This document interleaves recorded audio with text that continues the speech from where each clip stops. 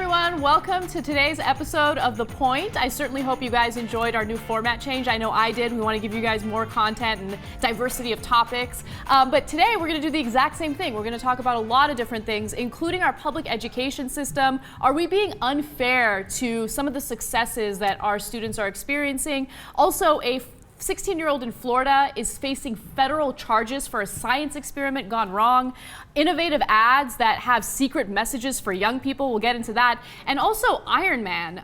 Did the movie try to pander to the Chinese government? There's a lot of controversy involving that as well. But before we get into those shorter topics, we're going to have a nice long discussion about the Republican war on science. And we have a great panel here to discuss it. So let's go ahead and meet them. David Sirota, also known as The Uprising, is a political commentator, columnist, and regular contributor to Salon.com. He's also the author of Back to Our Future, as well as one of the regulators here on the Town Square channel. We love your contributions. Thank you. Thanks for having me.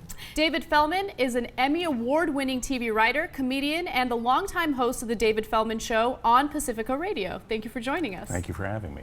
And you guys are all familiar with Cara Santa Maria. She is the host of Hacking the Planet and The Truth About Twisters on the Weather Channel. She's also the newest host right here on the TYT Network. Welcome and congratulations. Thanks so much. I'm super excited about Me this. too. I know Steve O was talking to me about it. He's like, we haven't hired a host since we hired you. And that was literally like 7 years ago. So it is crazy. All right, well, let's get to the topic at hand. And of course, it has to do with the Republican war on science. And we have none other than Rice University student Zack Kopplin to help us discuss the topic. Let's take a look. I'm Zack Kopplin, and I'm leading a movement for science. We're calling for a second giant leap for humankind. My point is this. America has a science problem. We're cutting $50 billion of scientific research and development over the next 5 years when we should be investing far more. 60% of biology teachers don't teach evolution to the extent they should, and often don't teach it at all. Another 13% admit to actually teaching creationism in public schools in violation of court rulings. States like Louisiana and Tennessee have laws that make it easier for creationism and climate denial to be snuck into public school science classes as if they were science. Tens of millions of taxpayer dollars are going to fund creationist schools across the country through school voucher problems. To fight this science problem, we need a grassroots movement calling for a reinvestment in science and an end to science denial legislation like Louisiana's creationism law. You can help out by reaching out to your elected officials and telling them to vote for good science policy, which is teaching real science and providing more funding for science. It's kind of incredible when you keep in mind that there are certain schools that are pushing for creationism, certain legislation that's been passed that allows public schools to push legislation, and we're supposed to be a country that has a separation of church and state. We're supposed to teach science-based facts as opposed to religion. Now, David, he does focus on creationism a lot in that video, and do you think that that's really the right way to go about fighting this Republican war on science, targeting creationism in schools? Yes and no. I mean, creationism is a huge. It's a problem in the sense when it's taught as science, right? I have no problem with creationism being taught as part of a religion class, but when a science teacher is talking about creationism, or when a science teacher isn't talking about, let's say, climate change, then you've got a real problem. And I think that all of these issues mixed together, I think we're seeing it right now, and I would say that I think we're seeing it most spectacularly on the issue of climate. There was a new poll out that showed that half of the Republican Party, half of self-described Republicans, say they think that climate change is a hoax, a conspiracy. I mean, when I write about climate change in my columns, I always get essentially I can elaborate on it. It's a hoax apparently created by Al Gore to enrich Al Gore. Apparently, there's all these scientists out there who their mission in life is to enrich Al Gore. But this has become, I think, conventional wisdom on the right. And I think that to combat it, if you can hold up creationism and say, look, here's an obvious example of where science teachers shouldn't be teaching this, I think it focuses the mind on how big the larger war on science really is. David Feldman, why do you think that there even is a war on science? Why are Republicans so willing to reject scientific evidence in favor of something like creationism or climate change denial? Yeah, I'm not an atheist. I believe in God because I'm a stupid person. I did very poorly in science. So whenever I don't understand something, I just say it's God's will. I do believe creationism should be taught in our public schools, but You do? Why? for 6 days. It took God 6 days to create the planet. 6 days you teach it, and the rest you teach about the dinosaurs. I thought Zack, was that his name? Zack. Brilliant guy.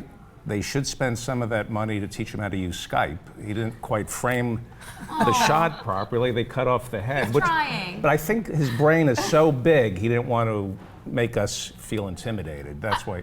I have to say, it's really inspiring to see a 19-year-old fight for political change and for better education, especially when it comes to science. He's been doing it for a while, too. I mean, Yeah. he's kind of led this charge in Louisiana against this creationist bill since he was in high school. And so I think that is really important for the movement, is to see a young person who's actually the person who is experiencing the effects of this legislation, speaking up about it. I think it's also important that, like you were asking David before, about talking about creationism specifically in schools. 50% or almost 50% of adults in this country think that God created the earth and the universe, the earth, whatever, as it stands 10,000 years ago. 50% of adults in this country. And this idea, I think, that people need to be able to kind of reconcile science in the science classroom with their creationist or kind of literal religious beliefs outside of the science. Like, oh, you can kind of have both. You know, you can't have both. The problem is that when you think in terms of a creationist at home or on Sunday, and then you have your children going into the science classroom, these things are in conflict. Now, I'm not saying that you can't be religious and be a scientific thinker, but you cannot believe in a literal translation of the Bible and be a scientific thinker. It flies in the face of science and it flies in the face of reality. And I think this is where we're seeing a huge problem. And I think that using creationism maybe more as a platform than climate change, for example, although they're both so important. Climate change actually has more I think immediate effects is being ill-informed about that. Definitely. But using creationism is a good way to kind of show the absurdity. Yeah. I think it's a little bit easier to see that. Yeah, that's fair. I do want to go back to the point you made about climate change because, you know, this denial of science is going to have serious ramifications in the next few decades. And, you know, David Sirota, we were talking about, you know, droughts before we even started filming the show today. And why don't you talk about that a little bit, you know, the denial of science and what it will do to our environment. Yeah, I mean, I'm from Colorado. That's where I live. We faced wildfires last year, and we're facing more severe weather like almost every other place in the country. And you still have, in let's say our legislature, you still have people who will literally laugh at the idea that climate change is either happening. Our Democratic governor a year ago said he wasn't sure climate change was even happening at all, not whether it's man-made. He didn't even know if it was even happening. That was a Democratic governor. And so a couple things. I mean, first and foremost, the denial of science is not a single party problem. I think that political denial of scientific evidence is in part, at least among politicians, a product of money. Mm-hmm. That when donors who have a vested interest in denying science, when the oil industry or the gas industry in a place like Colorado has a vested interest in saying we don't want to talk about climate change because that threatens the market for our product, then you get politicians who say, I don't even know if climate change is happening.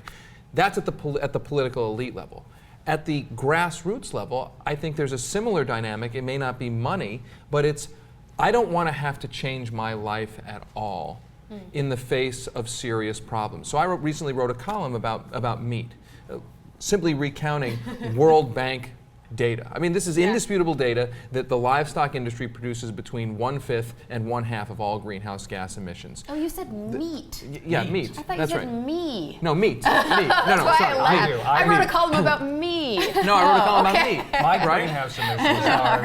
And so I write this column, and it was atop the Drudge Report, and I got all sorts of feedback, not just being like, you're wrong, it actually, you know, meat eating doesn't, it was, you're a joke. you're a total joke for even bringing up this idea. Even when you're citing evidence Literally. indicating, just the numbers and the But thing. that problem, I don't mean to interrupt Yeah. you, but that problem is also with liberals, because when you speak to Lori David or Al Gore and say to them, why don't you give up your red meat? You know, if you gave up red meat, you could drive a 32-wheeler. Your Right. carbon footprint is much bigger with a Big Mac, and the liberals don't want to hear it. And so what it speaks to again is that especially on the right, but certainly you're right, it's transpartisan. When science tells us we have to change our lives, when science tells us we can't just do whatever we want without any consequences at all, people don't want to hear it. There's a block. I don't want you to tell me anything that says I can't do whatever the hell I want to do. Yeah, it's really difficult because in the United States, people have been living luxuriously, you know, lavishly, and now we're seeing the consequences of that. And not only do Americans have to change their habits, but other countries that have kind of taken on our habits need to change as well. And it's really difficult for us to point fingers to countries like China, for instance, and say, no, you're living too extravagantly, so you got to change. If China were responsible for 25% of the greenhouse emissions, with our military-industrial complex, they could drum up a war against China to clean up their air. They're poisoning us. So, you know, Who, China's poisoning us? you could make an argument for war against China if they had greenhouse emissions that were equal if to they did, exactly. equal to ours, and they will in a couple of years. Well, and the big problem, I think, is that although we are a huge contributor to this, we don't feel the immediate effects the same way that impoverished and low-lying areas do. We do have some regions in the country, like Louisiana, for example, where they're going to be hit harder. You know, we have the Northeast that was hit by Sandy, and we're starting to see these effects. But there are areas in other parts of the world that have been dealing with catastrophic climate change for a decade already. So when we said it, kind of you said at the beginning, Anna, that we're going to start seeing the effects soon, it's like places have been seeing it for a long time. If I can make one other quick point. Ultimately, I think market forces are going to be brought to bear. That right now, let's go back to the meat issue, right?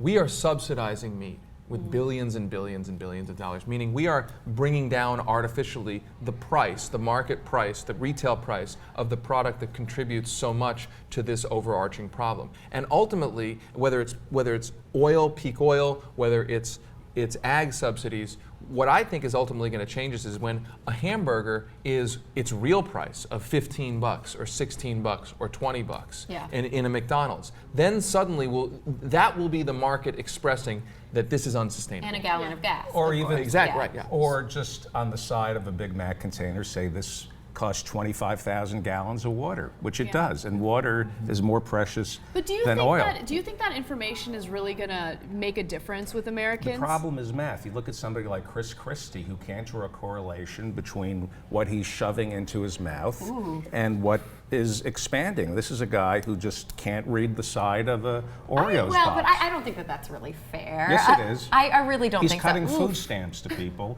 Let him live on food stamps. instead of Sure, getting sure, the lap but band. just because you can It's look at cheaper his than body gastric and say, bypass. oh, you're fat, so you don't understand. I mean, I think that's I don't want to kind of hear somebody unfair. telling me to tighten my belt when you're wearing suspenders, which is Chris Christie. It's a disgrace. He's a disgrace. But on the question of information, right? If you put, let's say you put 25,000 gallons of water on the side of a Big Mac container. I agree. I'm not convinced that people care. I don't No, think I they mean, will. some people will care. Some people there will are care. studies, there are It's sad, psychological studies that show, for example, when you put the pictures of like the diseased organs on a cigarette pack that says, don't start smoking, or that says if you smoke, you're going to have throat cancer, you're going to have liver cancer, whatever. It seems to deter people from starting that behavior, Yes. but it doesn't deter people who Yes. are already Yeah. hooked. And to that point, And there we're was- all already hooked on the food. There was 2 studies that I cited in the same column about meat eating, about Republicans, self-described Republicans.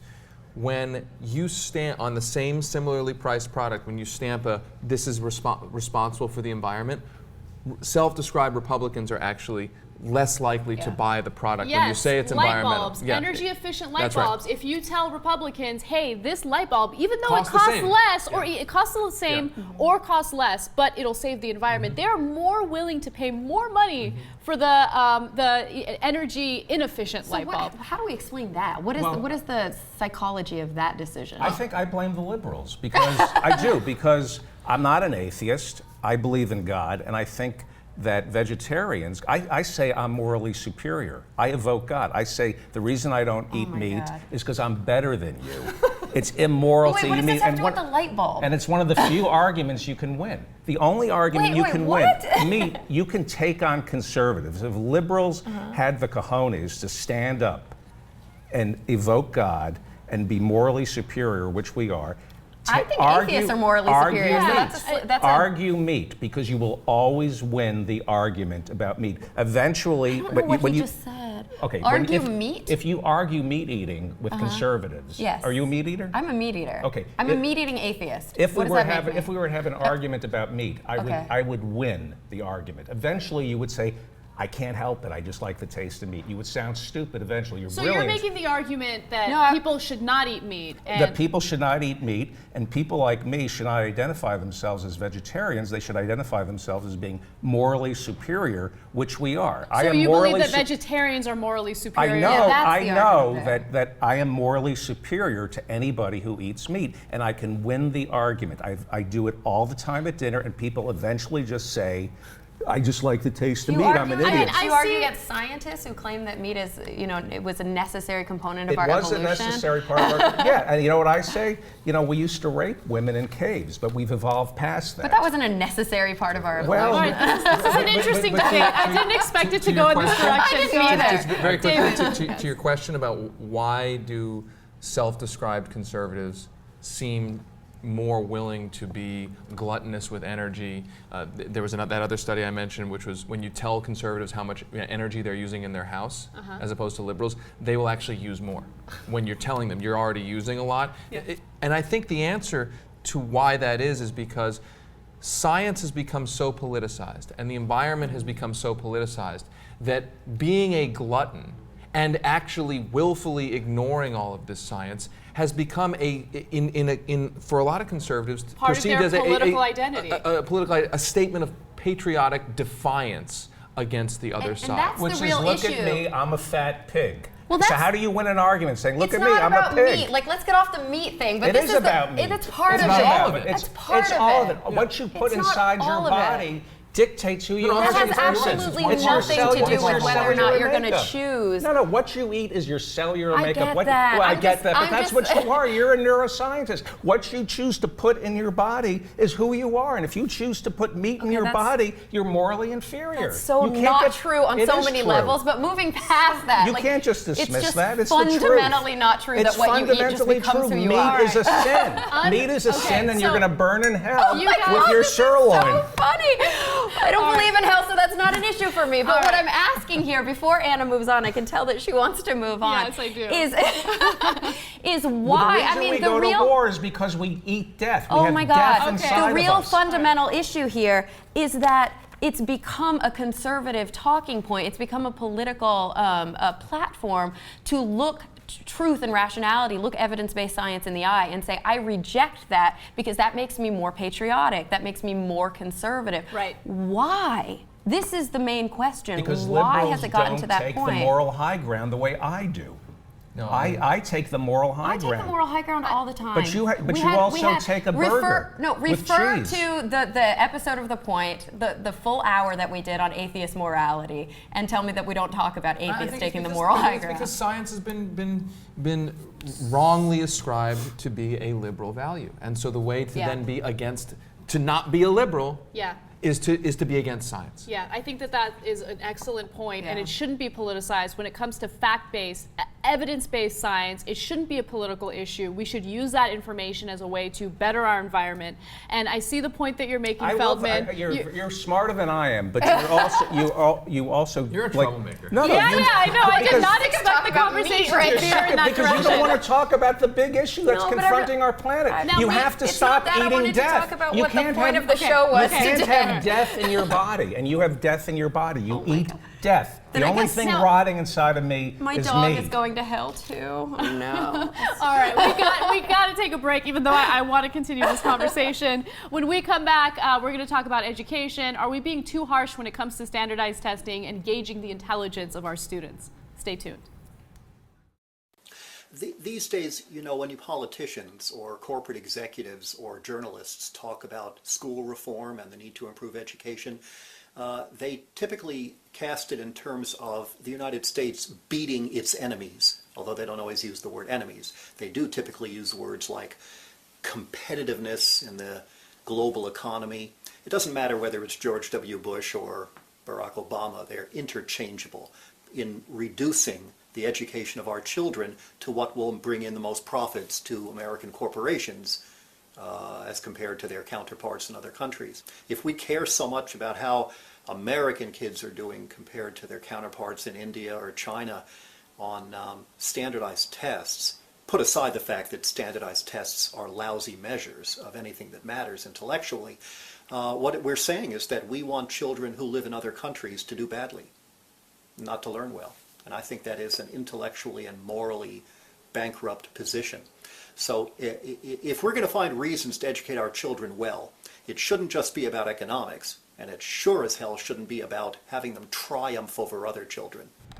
That was education expert Alfie Kohn, and I think that he makes a really good point there when he talks about comparing the United States to other countries. Is that really the best way to go about, figuring out whether or not our public education is working? And Kara, I want to ask you, I mean, what do you think? Do you think he's making a fair point there? Or is it problematic to avoid criticizing our public education system? I think it's about what we do after we make those comparisons, right? It's about being actionable. What he's saying is that we tend to kind of try to rank American students amongst other students in the world, and then how are we using that information? If we're saying, okay, on this type of test, we tend to do poorly compared to, students in China. Well, what are they doing in China that's helping them succeed? That's what I'm interested in finding out. So I'm not saying that it's always problematic to make comparisons, but sometimes you are comparing apples to oranges.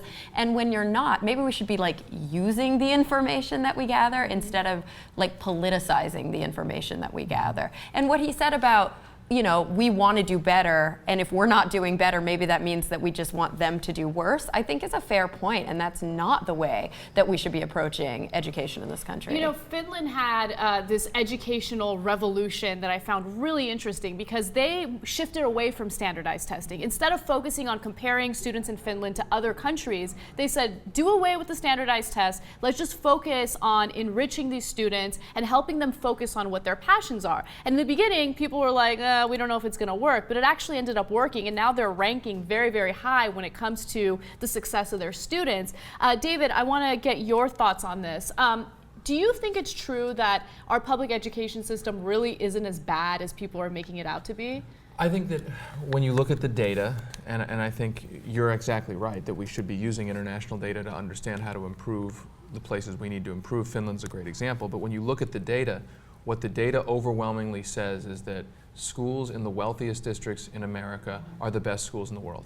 So that the conclusion should be that we have a poverty problem, we don't have an education problem. Most of those schools in the wealthiest districts, public schools in the wealthiest districts in America that are the best schools in international comparisons, they are unionized school districts. So we don't have a union problem. We know we have a school model that produces great results, unionized school models that produce great results. So what's the difference in America between that? And it is poverty. And it is the fact that schools cannot solve poverty. We cannot expect them to solve poverty unto themselves. We have decades of social science research that tell us that a student's final educational achievement has only 1/3 to do with what happens in the schoolhouse and in the classroom, and 2/3 to do with everything else that's happening outside the classroom, from a broken family to economic circumstances. So if we want to be educationally competitive, not just in our richest school districts, then we have to start talking about poverty. And I'll add one thing about this, that even in the education quote-unquote reform movement with charter schools and the like, Geoffrey Canada, the guy who's held up by the education reform movement in New York City, who started charter schools, even he will say, look, my charter schools have done well in producing high-achieving students who are living in poverty. But it's only been able to do that in part because we have wraparound services. Wraparound services are services outside the classroom to help those kids in all of those things that happen outside the classroom. So if we're serious about winning an education competition, we have to invest in those wraparound services. Those wraparound services are essentially another word for anti-poverty programs. Yeah. What about the model that we're using to fund these schools? Because a lot of these schools are funded based on property taxes. So you have wealthy areas, like Beverly Hills, for instance, where the homes are much more expensive. So you have more money from property taxes going into the schools in that district. But then you go to poor areas, like South Central, for instance. Think about how perverse that is, right? That exacerbates the problem. Here's the thing. If you're living in a wealthy school district, typically you have fewer outside the home problems because you're not living in poverty. Yet those school districts in which the outside the classroom situation is actually comparatively better are also better funded. What we need in this country, but of course it's a radical idea, is that the schools in the poorest areas don't just get the same amount of funding as schools in wealthy areas, but get way that's more what Jerry Brown funding. is doing now. And this is And that's what Jerry, need to happen. This is Jerry what we're Brown is seeing. doing that. Excuse me for 1 second. I think there's I think Finland is interesting. I think this professor talking about how we view education, the idea that it's competitive. You know, knowledge is not power, it's a virtue. And I think we need to readdress how we look at education, why we want to educate children. We should be educating children to have a love of knowledge, not to beat the Chinese, because what happens is we're so competitive. We're not competing with the Chinese, we're competing with ourselves. And that's why parents only care about how their child is doing, getting their child into the better school. The solution to our education problem is to outlaw private schools. If you made it illegal to send your kids to a private school, if everybody had skin in the game, white skin in the game, our public schools would be perfect. It is the idea that your kid is competing against another kid in America to get into Harvard. So let me jump in on the point of privatization because it's a huge problem with our school system right now, especially in Louisiana. So in Louisiana, we're seeing politicians take money out of the public school system and they use it for vouchers, and they give these vouchers to parents who want to send their kids to private schools. So they get to go to a private school and it's subsidized by the government essentially, right? And at the same time, these state legislators will turn around and look at public schools and say, look at them, they're failing. But you're defunding them. You're taking money away from them and you're pumping them into private schools. So of course they're going to fail. You're not just defunding them either. You're actually you're helping private schools cream out the best students, right, so that the public. I mean, my mother-in-law is a teacher. She said, here's the thing, you let me choose my students, I'll show you what kind of great results I can get. If I can choose my wife's a teacher, and she always says the rich people send their kids to private schools except when they have a disability. When their kid has a disability, where do they send their kid? To the public schools. Exactly right. And I visited a friend of mine in China. He was teaching in rural China. And he ended up writing a book about it, and he was teaching kids in a very poor area of China. And what he said is, you know, everyone comes back and everyone says, you know, the Chinese education system is so amazing, it's doing so well. And he said, you know, my concern is, if and when I have a kid, this is what he's saying, is that I don't want our school system to turn into the Chinese system, because the Chinese system, politically, there is a mandate essentially built into the education system for kids not to ask questions. The Chinese government does not want kids critically thinking, because to critically think is then to ask, well, wait a minute, why do we have the government that we have? If the idea in America becomes, let's mimic what China does in its education system, as an example. Our government would love it. Our government would probably love it. But you're creating automatons. Exactly. Steve Jobs changed the computer industry because he was fascinated with calligraphy. That's not science. Well, and that's not education. Education is not, here's some facts and figures that you need to remember. Education is learning how to learn. I mean, that's the important thing. And you cannot learn effectively if you can't ask questions and you can't critically think and you can't use reason. In America, we teach them. Right. Well, and apparently that's what they're doing in China The reform too. movement is saying, let's be like China. Let's produce more. Let's make our system more like China, because that's we're who we're seeing the competing math with. and science. Exactly. Yeah. And then where's the critical thinking? All right, I gotta And that's not leave it true at that. science. To be fair, that's not You're true right. science. All right, I love this topic. I wish we had more time to talk about it. Lots of really great points made. But we do have another topic that goes along with our theme of people against science, people against intellectual curiosity. And it has to do with Kara Wilmont. She was a 16-year-old student in Florida, and she's facing federal charges for a science experiment gone wrong. Let's take a look. For Newsy, I'm Lauren Goris. A Florida high school student is facing felony charges after allegedly detonating an explosive device on campus. 16-year-old Kira Wilmont reportedly mixed some common household items in a water bottle, causing the top to fly off and producing some smoke. No one was hurt and no damage was caused. Wilmont told police she was just conducting a science experiment, but teachers said they didn't know anything about it. She was arrested and expelled from Bartow High School. By all accounts, Wilmont is a good student and gets good grades. Still, according to a statement from the school, Wilmont's actions violate the school's code of conduct, which states having a bomb or explosive device at school is grounds for immediate expulsion. This is ridiculous because it's a perfect example of a number of different issues I have with our current education system. Zero tolerance policies, school to prison pipelines, and anti-intellectual curiosity. David Feldman, I mean, what do you make of this? When is this madness going to stop? That's not a war on science, that's a war on black people. That is just, they have done studies, you know, the great Wayne LaPierre from the NRA is talking about putting more cops in our schools, and every time we have cops in our schools, more kids get arrested and get into the prison pipeline, and a preponderance of them are black or Mexican. This is just a way to get cheap labor, because a lot of our products are made in prisons, and we're building more prisons, and we need black people and Mexicans. Yeah, we're building more private prisons. Yeah. Who are taking our reservations for travel agents and airlines and building our furniture.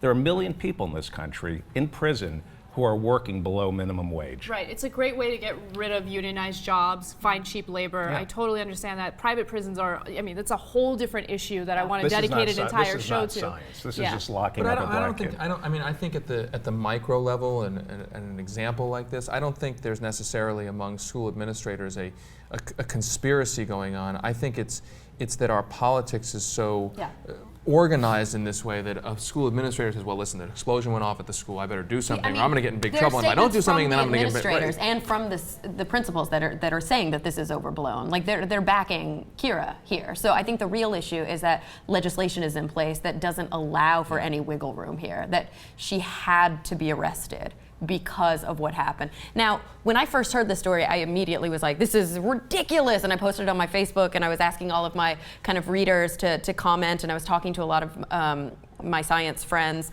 and it's true. The reaction to this situation is all wrong. Obviously, I don't think this should have gotten anywhere close to legal action. Now, I don't think that this kind of behavior should, I mean, the problem is I think our reaction to it, we're so upset about it in the media that we're talking about it and saying, we're stifling this girl's scientific curiosity.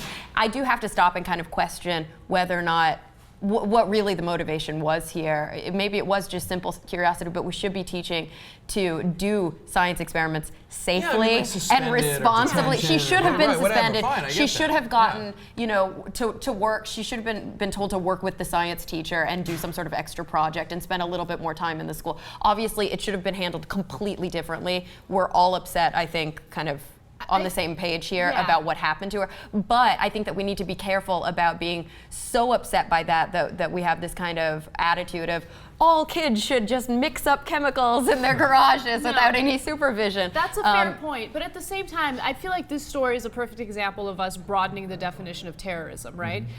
Everyone's a terrorist. If something goes wrong, if something explodes, if you throw like pop rocks on the floor, oh my God, you might be a terrorist, we have to expel you, and you're facing federal freaking charges. That's not a joke. She's facing federal charges. She's a 16-year-old who has been great in school. Her principal loves her. She's not a threat to America. So I want to talk about the broader issue of what happened to this country after 9/11, right? Because it has changed every single element of society, including education. So David, jump in here and talk about zero tolerance policies. Well, I think it's a reflection of, I think it goes back beyond 9/11. I mean, I think the whole mantra out of the 1980s about law and order, and with particular law and order aimed at people of color, then that becomes law and order aimed at essentially everybody, also in addition to and specifically with people of color, now Arabs, after 9/11, and that the way it works, I think, in a school administrator's mind, a state legislator's mind, a school board official's mind is, look, I may understand that in a situation like this, we need to have some sort of flexibility, but if I don't well, first of all, I may be legally mandated to have zero tolerance. But those zero tolerance legal mandates come out of a culture that says, if you don't crack down hard, then you are weak on security, you're weak on terrorism, you're weak on protecting other kids in the school. That has been now built into our mind. There's an automated outrage machine ready at any moment to call anybody unpatriotic, weak on security, weak on protecting our kids. But that outrage is fueled by fear. I mean, we have to remember, too, that this, I'm not saying it's appropriate, but this didn't happen just in the wake of 9/11. This happened in the wake of the Boston bombings and the Newtown killing spree. And so this is an area where parents want to feel like their children are safe, right? People are going to be even more uptight when we're talking about what's happening at the school when parents aren't there to keep an eye on their kids. And in the wake of the Boston bombings, I think everybody's kind of on a hair trigger when it comes to that. Officials perceive, and I'm not saying they're wrong, they perceive that the public is too emotional, and that's the nice way to put it, or too stupid to understand the nuance of, hey, a bomb went off, it was a science experiment, it wasn't a terrorist. Well, the public's probably too stupid to think beyond just a bomb went off, I want somebody's head. And what's so funny is that they're really, really wrong, because the public is absolutely outraged about this. Popular opinion is that this girl should be, I mean, there are, surveys all over the internet, protests, everybody's speaking up for this girl. Her parents, the administrators, teachers, science groups across the country, other students are speaking up for her. Well, I certainly hope federal prosecutors are listening to what, public opinion is stating, because it's ridiculous. As I mentioned, 16 years old, she had a bright future, and I hope that we don't destroy it. Watch list now? I wouldn't be surprised. Yeah, well, at least then she could still buy a gun. Yeah, right, that's true. That's true. So that's a her fair rights point. have not been infringed completely. It's a fair point. All right, we got to take one more quick break. Let's do that. And when we come back, advertisements with secret messages and Iron Man, were they pandering to the Chinese government? Stick around. And our foundation manages an anonymous and confidential telephone line to attend children and teenagers under a risk situation. As a result of International Day Against Child Abuse, we launch a message for those once suffering any kind of abuse.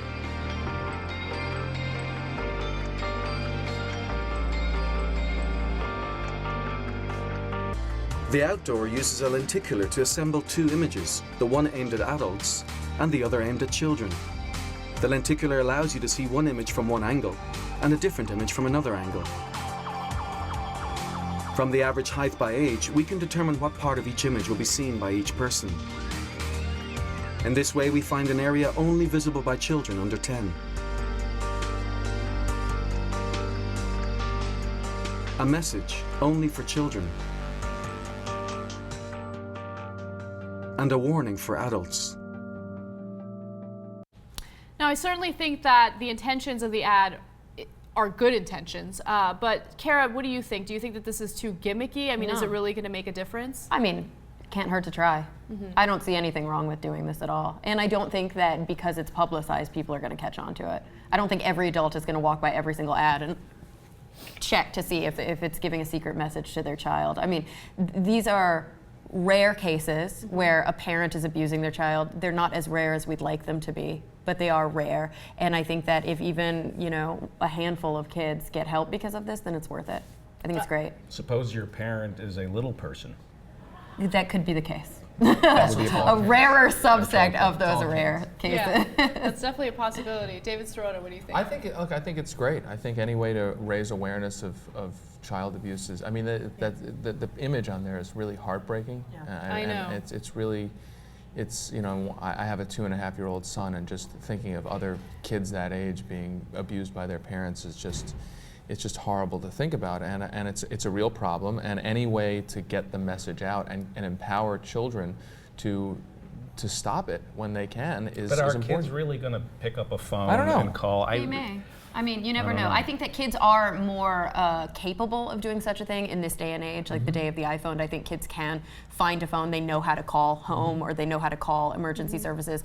20 years ago, they may not have known how to do that back when you're answering your landline. They're less isolated, in the sense of less isolated to think that what may be happening in the home is completely and totally normal and happening everywhere else. In the earlier era, you might think, well, this is just the way it is, but now kids are exposed, and there's a double-edged sword to that, obviously, but kids are so exposed to the larger world around them that they may be a little bit more aware that They don't have to necessarily think that what happens when it comes to abuse is just what happens everywhere. How responsive is 911? I have kids, and I'm not trying to be funny here. I just know what kids are like, and I wonder how responsive 911 would be when a kid calls up and says, my parent is being abusive. I think they're legally bound to investigate every single call. Okay. But I think ads like this are fine. I definitely don't have a problem with it. It doesn't hurt to try. And obviously that ad is not in the United States. I'm guessing it's in the UK. But it kind of makes me think about what we talked about in prior segments about funding education and funding schools, because one thing that I think is really important within a public school is making sure that you have counselors that are available for these students who might be abused by a family member, whether it's sexually abused or physically abused, mentally abused. And I get really worried about not emphasizing the importance of that, because I feel like the importance has kind of dwindled down to people thinking it's a waste of money. When I was in school, we had those counselors, and I'm seeing less and less of it. Yeah, like, should we be replacing all the school psychologists with police officers? That seems to be the new kind of mantra. And also, police officers are the ones who need the psychologists. And also, what about these kids that are going to these private schools where maybe they don't have those resources available? Like you were saying, if a kid is handicapped, they may send them to a public school because they know that they don't have the resources for special education in a private school. Do they have the resources for psychological help in a private school? Or what about the kids that are homeschooled? I think this is really dangerous, is when we live in a country where it's completely legal and it's actually smiled upon that you are there to shape your child's future, and it's kind of a hands-off, I don't want the government involved, which to some extent is fair, but when there's no way to monitor these children whatsoever, that's where I start to wonder, a lot of these abuse cases actually going to happen in places where the kids are isolated. Yeah. Like being homeschooled. Like being homeschooled, exactly. All right, fair enough. Now let's move on to a somewhat lighter topic, and it has to do with the movie industry. No, it was not. It's funny because the third segment is supposed to be a lighter topic. It's all lighter than eating meat. All right. The problem. No, let's not start. Let's not start. There's nothing about me. Let's move on. All right. So Iron Man is apparently trying to appeal to the Chinese government, and let's take a look at a video explaining why. Iron Man 3. The Mandarin must be stopped. Is about to rocket into the China market 2 days before it opens in the U.S. And it has a couple of secret weapons. Actor Wang Shui-chi will help save Iron Man. And actress Fang Binbin makes a special appearance in a made-for-China only version. If special made-for-China content is what it takes to appease the authorities, expect a lot more to come. Last year, China surpassed Japan to become the world's second largest film market, and Pacific Bridge Pictures estimates it will overtake the U.S. in the next 5 years. So global studios will continue to walk a fine line, hoping to appease both audiences and the authorities in a market where an estimated 10 new movie screens go up every day.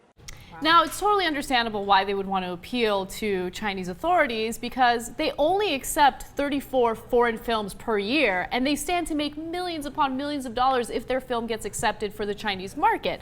But is there a problem, especially when it comes to censorship, David? I think there is. I don't know what the answer to it is, but we've seen this earlier with Google. And with Microsoft trying to get into China, there was questions about whether Google would submit to censoring its search results in order to get acceptance from the Chinese government to be in China. So this is a beyond just the movies, and there's a Faustian bargain here. Every company is making essentially a deal with the devil. That if you're gonna have your product in China, you've got to submit not just to what we might call the legal rules that we all accept, but you have to submit essentially to censorship. And we're going to reach a point where every company is going to do it because they want access to that market. And there's an argument, I think, to be made that when you do that, you are effectively strengthening the grip of the Chinese government, an undemocratic government on its people. Shouldn't be allowed to do that legally? It's not fair. Don't you think that we should be able to have free trade with China? It's not free trade. When they're limiting 24 films into the country, and they're coming up with free trade. It's their choice to do that. That's not free. That's not a porous border. I mean, And the thing that here's another consequence. I mean, these movies are made for the United States and China. If they are, edited in a way to seem favorable to the Chinese government, that means the U.S. is consuming this pro-China or pro-Chinese propaganda. This is a separate. In the situation with Iron Man, those extra scenes were added to the movie. Like they changed the name of the Mandarin to Mandarin just for the Chinese version. But here's the problem, and the problem is, what does it do to the overall entertainment market? And this has happened, for instance, with the Pentagon. And I've written a lot about this, about how the Pentagon essentially gives a taxpayer subsidy to movies that reflect the Pentagon message, and that movies that don't reflect the Pentagon message are then at a financial disadvantage. So this is why for every one anti-war movie, you get 10 pro-war movies. It's the same potential dynamic with China. The Pentagon is subsidizing Hollywood? Absolutely. Really? Absolutely, yes. And Did the CIA play a role with Zero Dark 30? Yeah, but Hollywood has always been like a major for-profit endeavor. What I'm saying though is that I agree, but what we have to understand is that if Hollywood is trying to placate China and get into their market, then the content is being skewed on behalf of the Chinese government for us, because that's the way Hollywood makes a profit. It's the same thing with the Pentagon subsidy. If you want a Pentagon subsidy, you have to make your movie essentially pro-military. And the danger is that nobody. That's right. And the danger is that it's the most powerful form of propaganda, because it is embedded in content that is not seen as political. That's the most powerful form of propaganda. When you see a political commercial, your filter gun is like, well, I'm looking at a political commercial. But that's why it is so important for journalists to do their jobs and to expose these things, because I don't think that there's any answer to this problem. Yes, there is. The answer is, I write a movie, I sell it to China, and I say what they say to me in a Chinese restaurant: no substitutions. And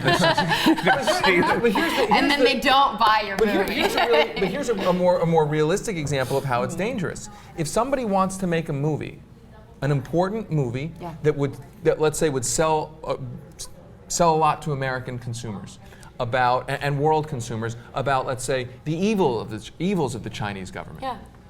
The Chinese government has used its market power in order to essentially disincentivize that potentially profitable endeavor from going forward. I mean, and that's a problem. It is a problem, but I think it's a shades of gray problem, because we see it in our own country all the time. You just mentioned the Pentagon example. I deal with this all the time in the work that I do. I'm a science educator, and I do freelance work. I write, I go on the web, and I go on television. And it's very difficult to get pro-science television shows on the air. Absolutely. It's very difficult to get the message I want to get across, because the networks aren't interested in that. They're interested in kind of humiliation television first. They're interested in the types of reality shows that are not making us a better nation. They're making us a worse nation. I mean, this is pervasive. This is just more obvious, I think. It's a more obvious example, and it could potentially be a more detrimental example, but it's shades of gray. What do you do about it? One thing you can do is you can make the argument that the U.S. government not going to China and saying this is unacceptable is essentially the U.S. government endorsing the idea of content for Americans being skewed towards China. I mean, essentially, that is what China. Man situation here, the content is not for Americans. They made a separate version of the movie. They did. Hold on, but I want to clarify something. In this case, they did, because they had enough money for their production to do two separate versions of the movie. It's not far-fetched to believe in the future a certain movie might not have the budget to make two different versions. That's right. China is coming to our government when it comes. Forget about entertainment products. They're coming to our government saying you got to let our imports into your country, to wipe out vast amounts of manufacturing industries in the country. Our government has an obligation to go back to China and say, okay, listen, if we're going to let you wipe out, let's say, our tire industry or our steel industry, one thing you can't do, if we're going to have a so-called free trade relationship, you can't say to our content producers that they have to meet political standards for what they're saying. But do you really think that our legislators are going to do that, or are they going to enjoy the profits? Well, I think our legislators are certainly corrupt and probably won't do that. But what I'm saying is we shouldn't use the term free trade when in fact it is not a free trade. It's a rigged situation. All right, we're going to leave it at that. Let's take a quick break, and when we come back, Off Their Feed, our new segment where we take popular tweets of the week and we judge them.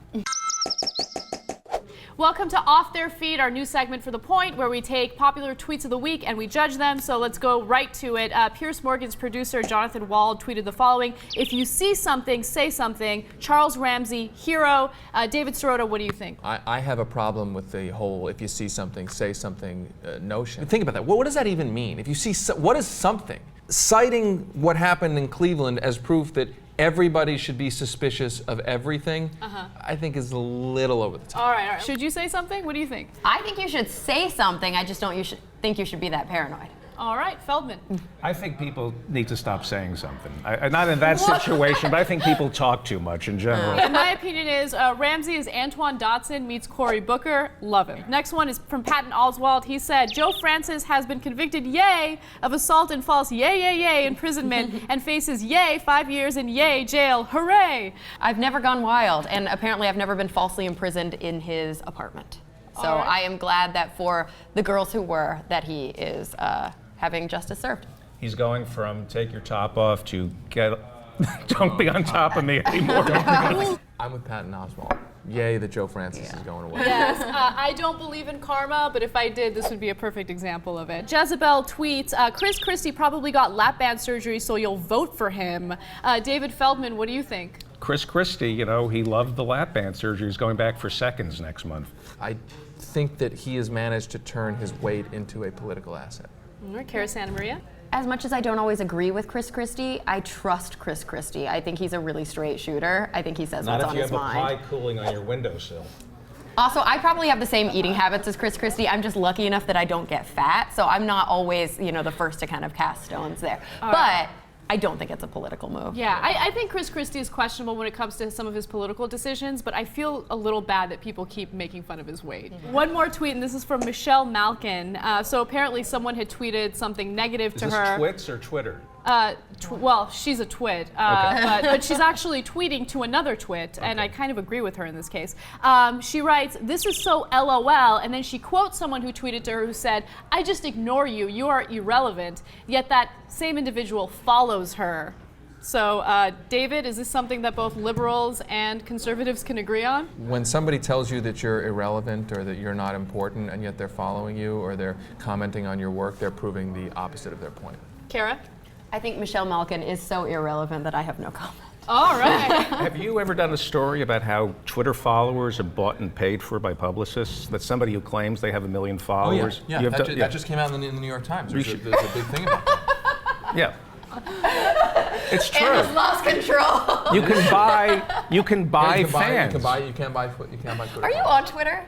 Of course. Oh, you but I've are? never Okay. purchased a fan. All right, Just a few lovers. That was not 140 characters. I wonder if you can ever get a tweet out, because you always go over the 140 character, and then it won't send. Me? Yeah. This is happening. All right, guys. We failed again with Off Their Feed, but as I said, we'll get better next time. And you can always follow me on Twitter. It was a lovely discussion with you guys. David Sirota, thank you for joining us. Thanks for having me. You write for Salon. Anywhere else where our audience can follow your awesome work? They can find it at my website, davidsirota.com. Excellent. David Feldman, thank you for joining us. Thank you for having me. The David Feldman Show is available as a podcast on iTunes. It's very funny and it's meat-free. Jeez. And Cara Santa Maria? Check out my new website, carasantamaria.com. You can see all the TV stuff I'm up to, starting a podcast soon, and of course I'll be joining you guys more on the Young Turks. Excellent. And special thanks to Zack Kopplin for sending us that excellent Point video. You can actually find out more about him and his efforts to stop teaching creationism at repealcreationism.com. I'm Anna Kasparian. You guys can check me out Monday through Friday on youtube.com/TYT Live from 6 to 8 p.m. Pacific time. Have an excellent week, and we'll see you next week.